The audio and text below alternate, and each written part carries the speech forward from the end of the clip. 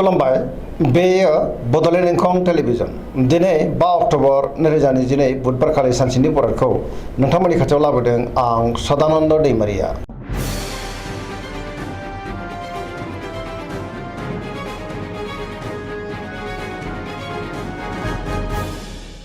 सिगां फरायनो लादों मेष राशि गिबि हांखो अ ल दिनैनि साना जोबोर मोजां गोसोआ जोबोर गोजोनगोन जेरावबो जाफुंसारगोन बयजोंबो अनजागोन आरो अनसायजागोन मावनो लानाय खामानिखौ थि समावनो आरो गोरलैयैनो मावफुंनोबो हागोन देहाया मोजाङै थागोन अब्लाबो नाथाय जानाय लोंनायाव सांग्रां जानांगोन बयनिफ्रायबो मोजां खौरां फैनोबो हागौ सोरजोंबा बाख्नाय जागोन रांखावरियाव दिनै जोबोर मोजां गोबां धोन आरजिनोबो हागोन आयाबो बांगोन बेफार फालांगियाव दिनै जोबोर मोजां मुलाम्फा मोननो हागोन सोरबा लोगोनिफ्राय थोजासे हेफाजाब मोननो हागौ न'खराव अननानै फैगोन बिदा फंबायजों मोजां सोमोन्दो थागोन गुबुननि गोसोखौ दिनै गोरलैयैनो बोनोबो हागोन गोसोनि बोलोआबो बांगोन समाजाव बयजोंबो मान होजानानै गोसोखौ दिनै बांसिन गोजोननाय मोनगोन लाइमोनफ्रा जोबोर रमान्टिक जागोन आरो गावबा गावनि गोसोनि साननायखौ फोरमायलायनोबो हागोन पजिटिभ एनार्जिनि गोहोमबो गोग्लैगोन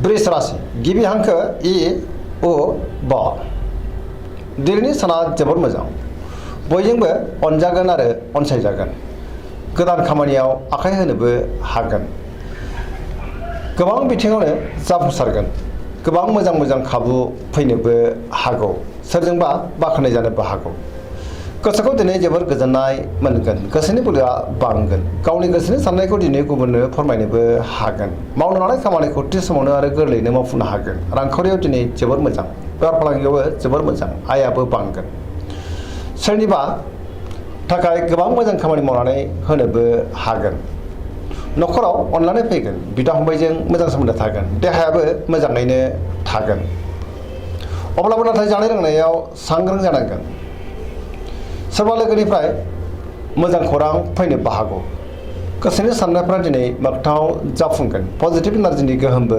गोग्लैगोन लाइमोनफ्रा जोबोर रमान्टिक जागोन आरो गावबा गावनि गोसोनि साननायखौ फोरमायलायनोबो हागोन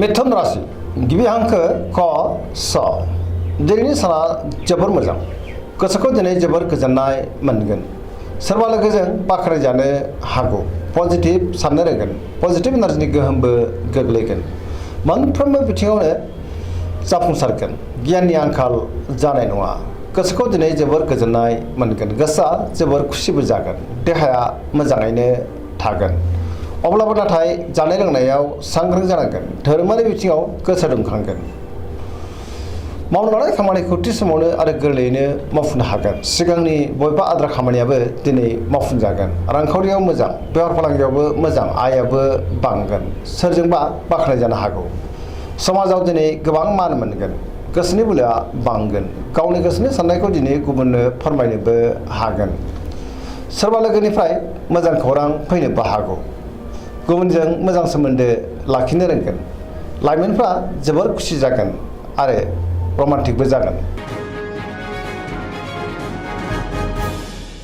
कर्कट राशि गिबि हांखो ड ह दिनैनि साना जोबोर मोजां गोबां मोजां खाबु फैनोबो हागौ गोसोखौ दिनै जोबोर गोजोननाय मोनगोन सोरबा लोगोनिफ्राय मोजां खौरां मोननोबो हागौ सोरजोंबा बाख्नाय जानोबो हागौ गोसोनि साननायफ्रा मोगथाङाव जाफुंगोन गोसोआव पजिटिभ साननाय फैगोन गोथों आरो गोग्गो साननो रोंगोन गियाननि आंखाल जानाय नङा मावनो लानाय खामानिखौ थि समावनो आरो गोरलैयैनो मावफुंनोबो हागोन रांखावरियाव दिनै जोबोर मोजां गोबां धोन आरजिनो हागोन बेफार फालांगियावबो दिनै जोबोर मोजां मुलाम्फा मोनगोन न'खराव बयजोंबो अनसायजागोन देहाया दिनै मोजाङै थागोन गुबुननि थाखाय गोबां मोजां खामानि मावनानै होनोबो हागोन समाजावबो मान मोनगोन फरायसाफ्रा दिनै फरायनायाव गोसो दुंखांगोन आरो मोजां फिथाइ मोनगोन सोरजोंबा बाख्नाय जानो हागौ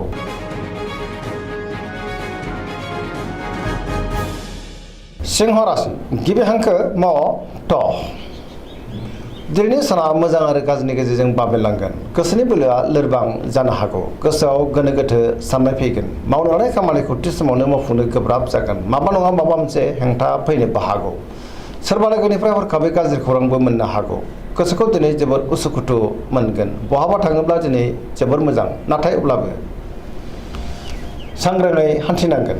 रांखावरियाव मोजां, मोननो गोनांखौबो मोननो हागौ। बेफार फालांगियाव मोजां होनजायो। देहाया मोजाङैनो थागोन, अब्लाबो नाथाय जानाय लोंनायाव सांग्रां जानांगोन। न'खराव अननानै फैगोन, समाजावबो मान मोननो हागोन, गुबुननि गोसोखौ बोनो हागोन। गुबुननि थाखाय गोबां मोजां खामानि मावनानै होनोबो हागोन। गोसोआ दिनै जोबोर उसुखुथु जानोबो हागौ। नेगेटिभ एनार्जिनि गोहोमबो गोग्लैनो हागौ।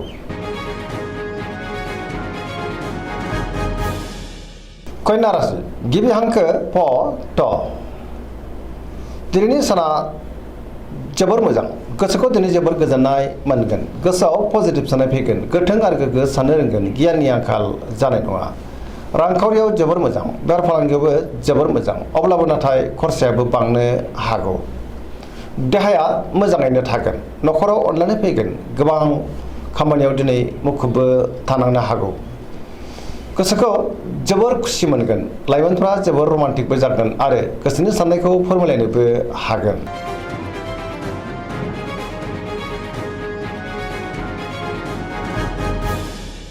तुला राशि गिबि हांखो र ट। दिनैनि साना जोबोर मोजां। गोसोनि बोलोआ बांगोन। गावनि गोसोनि साननायखौ दिनै गुबुननो फोरमायनोबो हागोन। मावनो लानाय खामानिखौ थि समावनो आरो गोरलैयैनो मावफुंनोबो हागोन। देहायाबो मोजाङैनो थागोन। बहाबा हान्थिनो एबा दावबायनो खाबु मोननो हागौ। रांखावरियाव जोबोर मोजां, मोननो गोनांखौबो दिनै मोननो हागोन। न'खराव बिसि फिसायनि गेजेराव अननानै फैगोन। बिदा फंबायनिफ्राय थोजासे हेफाजाबबो मोननो हागौ। समाजाव मान मोनगोन।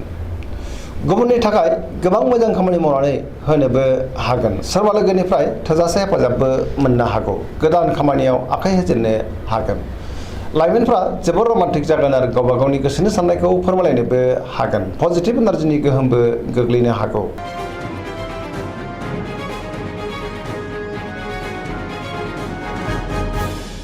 वृश्चिक राशि गिबि हांखो न स।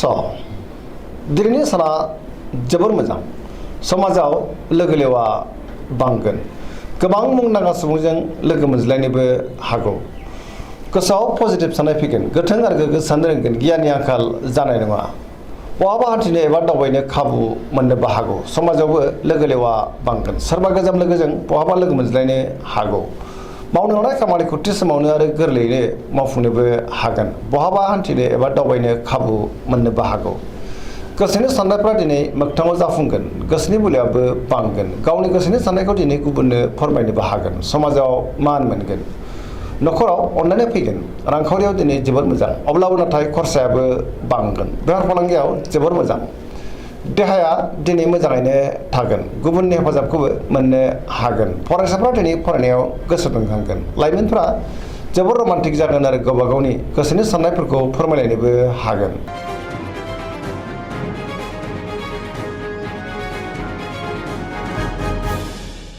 धनु राशि गिबि हांखो ध फ भ। दिनैनि साना जोबोर मोजां। गोसोखौ दिनै जोबोर गोजोननाय मोनगोन। समाजाव मान मोनगोन। मावनो लानाय खामानिखौ थि समावनो आरो गोरलैयैनो मावफुंनोबो हागोन। बहाबा थाङोब्ला दिनै जोबोर मोजां आरो मोजाङैनो हान्थिनोबो हागोन। गोसोनि साननायफ्रा दिनै मोगथाङाव जाफुंगोन। रांखावरियाव जोबोर मोजां। बेफार फालांगियावबो जोबोर मोजां। आयाबो बांगोन। गुबुननि थाखाय गोबां मोजां खामानि मावनानै होनोबो हागोन। सोरजोंबा बाख्नाय जानोबो हागौ। समाजाव दिनै मान मोनगोन। बहाबा थाङोब्ला जोबोर मोजां आरो मोजाङैनो हान्थिनो हागोन। देहाया मोजाङैनो थागोन, अब्लाबो नाथाय जानाय लोंनायाव सांग्रां जानाया गाहाम। न'खराव अननानै फैगोन।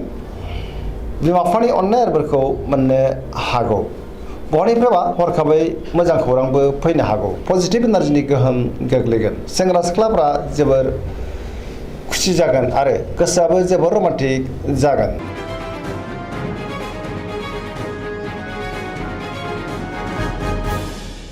मकर राशि गिबि हांखो ख ज। दिनैनि साना जोबोर मोजां। गोसोनि साननायफ्रा मोगथाङाव जाफुंनो हागौ। मावनो लानाय खामानिखौ थि समावनो आरो गोरलैयैनो मावफुंनोबो हागोन। रांखावरियाव दिनै जोबोर मोजां। बेफार फालांगियावबो जोबोर मोजां मुलाम्फा मोननो हागोन। आयाबो बांगोन। गोबां मुंदांखा सुबुंजों दिनै लोगो मोनज्लायनो हागौ। गुबुनजों मोजां सोमोन्दो लाखिनोबो रोंगोन। मोनफ्रोमबो खामानिखौ गोरलैयैनो मावफुंलांनो हागोन। गोदान खामानियाव दिनै आखाइ होजेननोबो हागोन। सिगांनि बबेबा आद्रा खामानियाबो दिनै मावफुंजानो हागौ। न'खराव अनलायनाय फैगोन। बिदा फंबायजों मोजां सोमोन्दो थागोन। सेंग्रा सिख्लाफोरा जोबोर रमान्टिक जागोन आरो गावबा गावनि गोसोनि साननायखौ फोरमायलायनोबो हागोन। फरायसाफ्रा दिनै फरायनायाव गोसो दुंखांगोन आरो मोजां फिथाइ मोननोबो हागोन।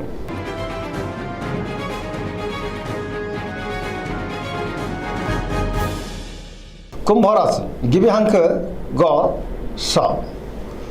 दिनैनि साना मोजां आरो गाज्रिनि गेजेरजों बाबेरलांगोन। गोसोखौ दिनै जोबोर उसुखुथु मोनगोन।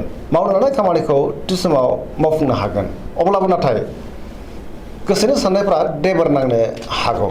बबेनिफ्रायबा हरखाबै गाज्रि खौरांबो मोननो हागौ। समाजाव मान मोनगोन।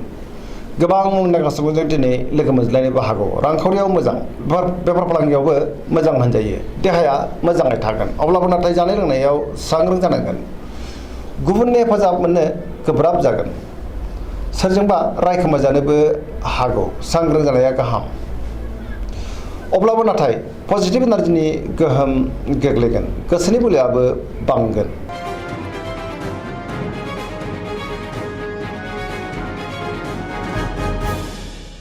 मीन राशि गिबि हांखो ड स। दिनैनि साना मोजां आरो गाज्रिनि गेजेरजों बाबेरलांगोन। गोबां मोजां खाबुफोरा गोमालांनोबो हागौ। गोसोआव अब्लाबो नाथाय पजिटिभ साननाय फैगोन। गोथों आरो गोग्गो साननो रोंगोन। गियाननि आंखाल जानाय नङा। सोरनिबा गाज्रि नोजोर गोग्लैनोबो हागौ। सांग्रां जानाया गाहाम। देहाया दिनै मोजाङैनो थागोन। रांखावरियाव मोजां, बेफार फालांगियावबो मोजां। सोरजोंबा रायखोमा जानो हागौ। लाइमोनफोरनि गोसोआ दिनै जोबोर रमान्टिक जागोन आरो गावबा गावनि गोसोनि साननायखौ फोरमायलायनोबो हागोन। फरायसाफ्रा दिनै फरायनायाव गोसो दुंखांगोन आरो मोजां फिथाइ मोननोबो हागोन। धोरोमारि बिथिङावबो दिनै गोसो दुंखांगोन। दिनैनि राशि फरायथिनाया एसेनोसै। जोबनायाव बेखौनो खावलायो जाहाथे नोंथांमोना सानफ्रामबो जोंनि बे बड'लेण्ड इंखं टेलिभिजनखौ नायबाय थायो आरो साबस्क्राइब खालामो, लोगोसे लाइक खालामो आरो शेयार खालामो। एसेनोसै, गोजोन्थों।